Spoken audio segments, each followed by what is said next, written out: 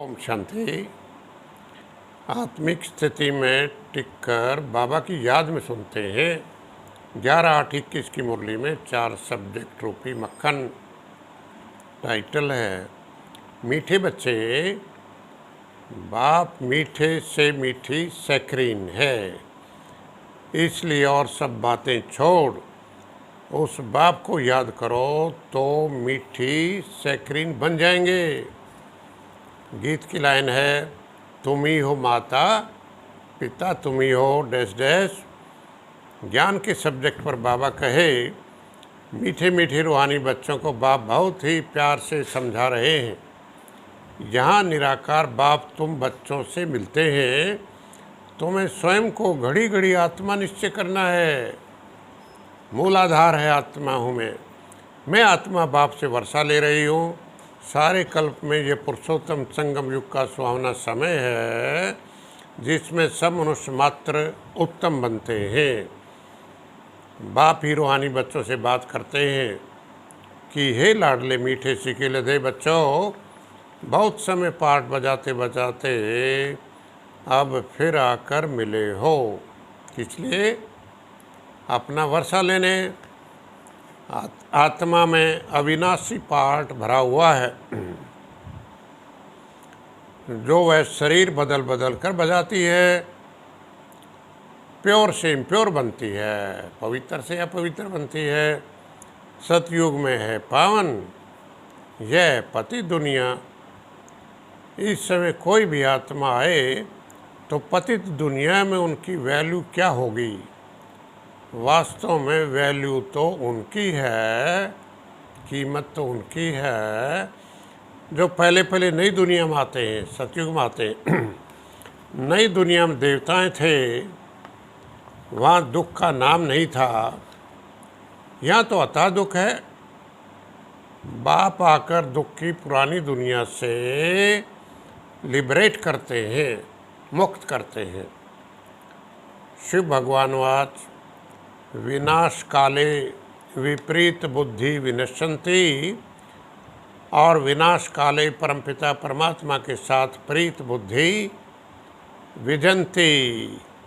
योग के सब्जेक्ट पर बाबा कहते, जितना जो पुरुषार्थ करेंगे उतना उच्च पद पाएंगे। हर एक आत्मा अपने लिए पुरुषार्थ करती है। तुम समझते हो बराबर हम सतयुग के मालिक बनेंगे, तो क्यों नहीं आत्मा निश्चय कर बाप को याद करें। गृहस्थ व्यवहार में भी रहना है, पुरुषार्थ जरूर करना है। तमो प्रधान आत्मा को सतो प्रधान बनाने के लिए याद की यात्रा में रहो। स्लोगन है, याद पढ़िए, मस्तक पर सदा साथ की स्मृति का तिलक लगाना। बाबा की साथ की स्मृति का तिलक लगाना यही सुहाग की निशानी है। मस्तक पर सदा साथ की स्मृति का तिलक लगाना यही सुहाग की निशानी है। अब बाबा धारणा के सब्जेक्ट पर कहते हैं, सिवाय रूहानी बाप के सर्व को सुख शांति देने वाला, वह सर्व को दुखों से लिबरेट करने वाला दुनिया भर में और कोई नहीं है। इसलिए दुख में बाप को याद करते रहते हैं। बाबा हमें सुखधाम में जाने के लायक बना रहे हैं। हम सदा सुखधाम का मालिक बनाने वाले बाप के सम्मुख आए हैं। बाप सारा समय पाठ बजाने नहीं आते। भारत गॉड गॉडेस का स्थान था, देवी देवताओं का स्थान था, भूमि थी, अभी नहीं है। चित्र देखते हो तो थे जरूर, उनके चित्र हैं तो मानव थे। सतयुग आदि में तुम ही आए थे पाठ बजाने। तुम विश्व के मालिक महाराजा महारानी थे। वह तो श्रीमत द्वारा श्रेष्ठ श्रेष्ठ बन जाते, फिर उनको कोई से राय लेने की दरकार नहीं रहती, इसलिए वहाँ वजीर होते नहीं। अभी जो श्रीमत मिलती है वह सतयुग में भी कायम रहती है। शांति धाम से आकर यहाँ तुम टाकी बनते हो, बातचीत करने लायक बनते हो। टाकी बने बगैर कर्म हो नहीं सके, बोलचाल के बिना। आत्मा की प्योरिटी की डिग्री दिन प्रतिदिन कम होती जाती है।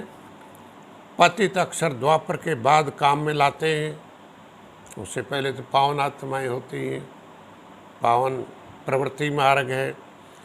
फिर भी थोड़ा सा फर्क जरूर पड़ जाता है, सतयुग में भी धीरे धीरे फर्क पड़ जाता है। इस ड्रामा के अंदर सबसे जास्ती हमारा पार्ट है, सुख भी सबसे जास्ती हमको मिलेगा।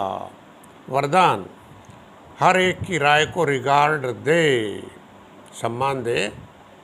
विश्व द्वारा रिगार्ड प्राप्त करने वाले बालक सो मालिक भव। फिर सुने, हर एक की राय को रिगार्ड दे, सम्मान दे हम एक की बात को, राय को। फिर हम विश्व द्वारा रिगार्ड प्राप्त करने वाले बालक सो मालिक बनेंगे भव। अब सेवा के सब्जेक्ट पर बाबा कहता है, सबको यही बताओ, बाप से सुख का वर्षा लो। सुख होता ही है सतयुग में, सुख धाम स्थापन करने वाला बाप है, परंतु माया का ओपोजिशन बहुत है, बहुत बिगड़ डालती है। तुम पायलट हो, रास्ता बताने वाले। अभी तुम बच्चों को और सबको रास्ता बताना है कि पतित पाव निराकार बाप को याद करने से आत्मा पर चढ़ी हुई कट है, विकारों की कट मैल उतर जाएगी और तुम पावन बन जाएंगे। आज का सोमान हम ले सकते हैं, मैं सर्व का सम्मान करने वाली आत्मा हूँ, मैं सर्व का सम्मान करने वाली आत्मा हूँ। दिन चलते फिरते हम इस रट में लगे रहें। अच्छा, हम सब की तरफ से बाप दादा को बहुत बहुत धन्यवाद। Thank you. ओम शांति।